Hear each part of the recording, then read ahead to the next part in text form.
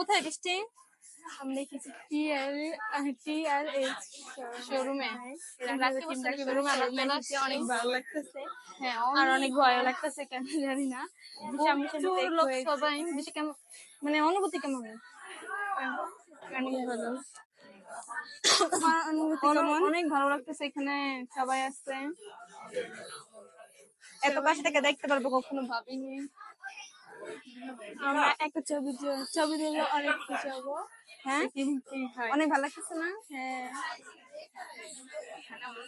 অনেক ভালো। এই যে এখানে সবকিছু আসছে, এখন দেখি ভালো লাগতেছে। হ্যাঁ, অনেক ভালো। দেখো অনেক ভয় লাগতেছে, হাত তো কাঁপতেছে। দেখো দেখো ওখানে সবাই আসছে।